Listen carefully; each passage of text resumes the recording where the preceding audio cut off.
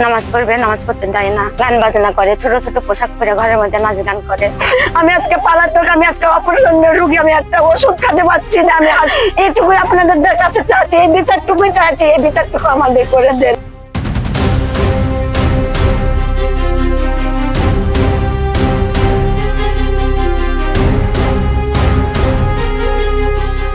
রাজশাহী নগরীর তেরোখাদিয়া পশ্চিম পাড়ায় ছেলের বউকে উচ্চ শব্দে গান বাজিয়ে টিকটক করতে নিষেধ করায় রাবিয়া খাতুন নামের এক বৃদ্ধা শাশুড়ি মারধরের শিকার হন।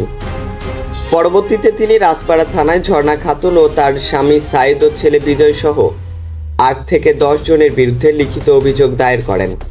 এজাহার সূত্রে জানা যায় 6 মে বিকেলে দেশীয় অস্ত্রসহ হামলা চালিয়ে রাবিয়ার স্বজনদের রক্তাক্ত জখম করা হয়।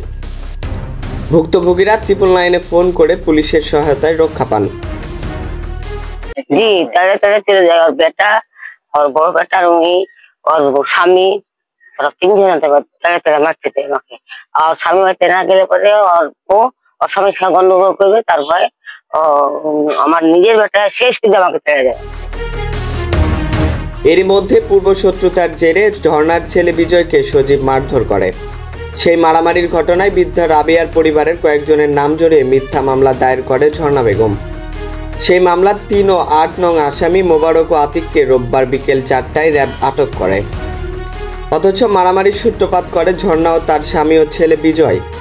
সাংবাদিকদের এমনটি বলেন ভুক্তভোগীর মা।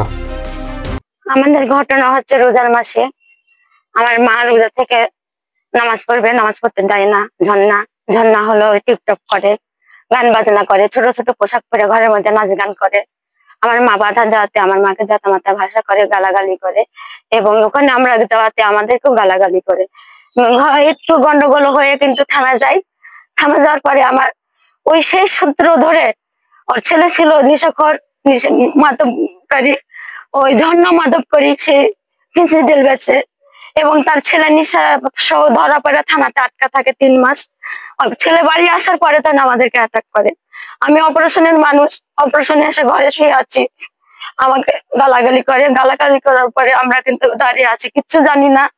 মাকে গালাগালি করে মাকে টানে নিয়ে চলে এসেছি যেন আমার মাকে না কিছু বলে। তারপর ওরা ছেলে পেলে নিয়ে এসে কোনো কথা নাই, কিচ্ছু নাই, আমাদের কাছে মারধর করে। আমার 2 ছেলেকে মারে, আমার ছোট ছেলেকে মারে, আমার বড় ছেলে ধরতে যায়, আমার বড় ছেলেকেও মারে। এর আগে আমার ছোট ছেলেকে 2 বার মারেছে। আমরা কিছু বলিনি, আমরা কান্নাকাটি করে থেকে গেছি, আল্লাহকে বিচার দিয়ে থেকে গেছি। আমাদের বিচার কেউ করেনি। উজ্জ্বলের কাছে বিচার দিয়েছি, আমরা একটা থানাতে জিডি করেছি, সে জিডিও আমাদেরকে দিয়ে তুলে নিয়েছে। আমি অসহায় তাই, আমার স্বামী নাই তাই, আমি কারো কাছে যাই না, তাই ওদের মতো টিপটপ করতে পারি না, তাই ওদের মতো মাদক বুদ্ধিকারী নাই, তার জন্য এইটুকুই আপনাদের কাছে চাচ্ছি, এই বিচারটুকুই চাচ্ছি, এই বিচারটুকু আমাদের করে দেন, আমার ছেলেদেরকে মুক্ত করে দেন। অভিযুক্তদের মধ্যে বিজয়ের বিরুদ্ধে মাদক ও অপরাধমূলক কর্মকাণ্ডের অভিযোগ রয়েছে। ওসি আশরাফুল আলম জানান, অভিযোগের ভিত্তিতে আইনগত ব্যবস্থা নেওয়া হচ্ছে। আশরাফুল অন্তর, ধূমকেতু নিউজ, রাজশাহী।